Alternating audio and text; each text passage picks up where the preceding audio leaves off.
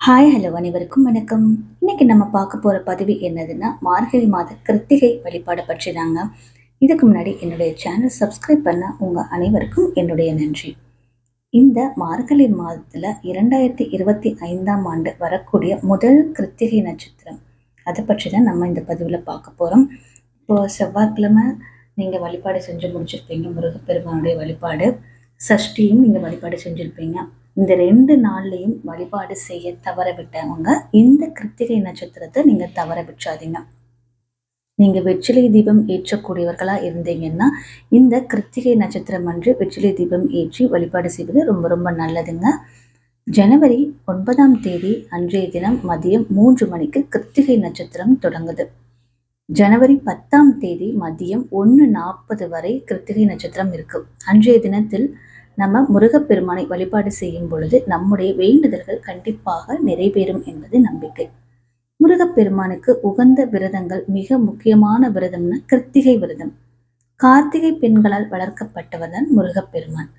அவர்களின் ஞாபகமாக வரக்கூடிய இந்த கிருத்திகை நட்சத்திர நாளன்று முருகப்பெருமானை நினைத்து விரதம் இருந்து வழிபாடு செய்கிறார்களோ அவர்களுடைய வேண்டுதல்கள் அனைத்தும் நிறைவேறும் என்று சொல்லப்பட்டிருக்கு. முருகப்பெருமான் அருள் பரிபூர்ணமாக கிடைப்பதோடு செவ்வாய் பகவானால் ஏற்பட்ட தோஷங்களும் நீங்கும்.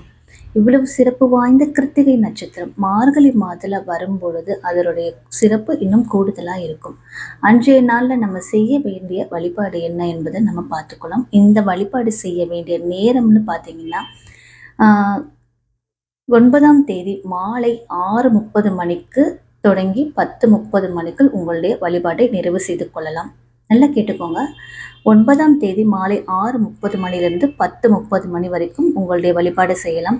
இல்லை 9ஆம் தேதி தவற விட்டவங்க 10ஆம் தேதி பிரம்ம முகூர்த்த நேரத்தில் செய்யலாம். பிரம்ம முகூர்த்த நேரத்தையும் நீங்கள் தவற விட்டுட்டீங்கன்னா காலை 9:30 மணிலிருந்து 10:30 மணிக்குள் செய்யலாம்.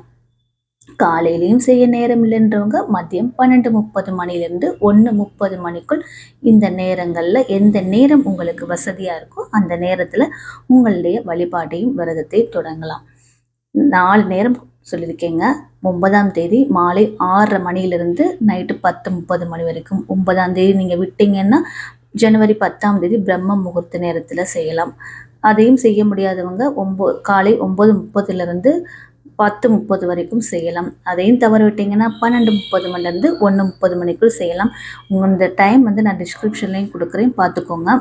அது தொடர்ச்சியாக வைகுண்ட ஏகாதசியும் வருது. அன்றைய நாளும் விரதம் இருப்போம் என்பவர்கள் வைகுண்ட ஏகாதசி முடிந்த பிறகு உங்களுடைய விரதத்தை பூர்த்தி செய்து கொள்ளலாம். இதற்கு வீட்டில் இருக்கக்கூடிய முருகப்பெருமான் சிலை அல்லது வேல் எடுத்துக்கோங்க. அந்த சிலைக்கும் வேலிற்கும் சுத்தமான தேனால் அபிஷேகம் செய்யணும். அப்புறம் முருகப்பெருமானுக்கு நெய்வேத்தியமாக தயிர் சாதம் வைக்கலாம். தயிர் சாதம் வைக்க முடியாதவங்க எப்பயும் போல் வாழைப்பழத்தை ஏதாவது ஒரு நெய்வேத்தியம் கண்டிப்பாக வைக்கணுங்க.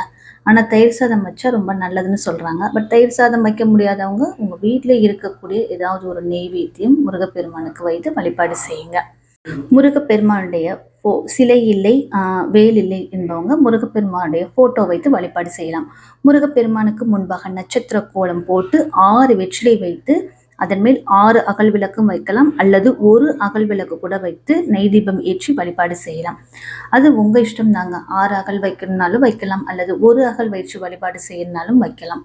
முருகப்பெருமான முழு மனதோடு நினைத்து கொண்டு ஓம் சரவண பவாய நமக என்ற மந்திரத்தை 108 முறை சொல்லணும்.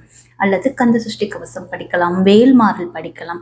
இது 2ஐயும் படிக்க முடியாதவங்க டிவியில் போட்டு கேட்டுக்கிட்டே கூட உங்கள்ட்ட வழிபாடுகளை செய்யலாம்.